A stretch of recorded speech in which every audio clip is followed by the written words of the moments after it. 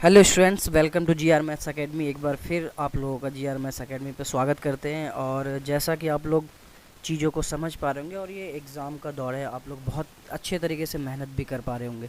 ठीक है, तो ये मेहनत करते रहिए और मेहनत का फल एक न एक दिन मिलता है। और ये वो एक दिन आप लोगों को भी पता है कि वो दिन कौन सा होगा।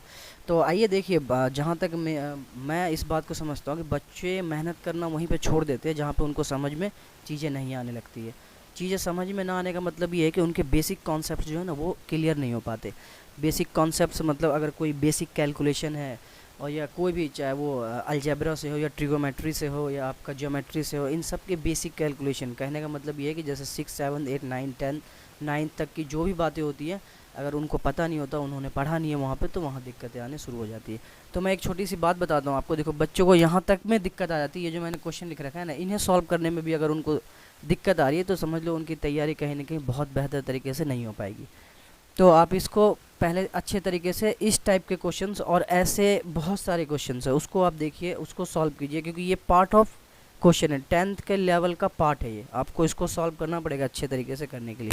तो देखिए मैं क्या कहता हूँ, ये बहुत बेसिक सा है। मैं बताना चाहता हूँ आपको कि ये सारी दिक्कतें बच्चों को मेहनत करने से दूर करती है। तो जैसे यहाँ पे देखिए, ये क्या है, 6/5 है।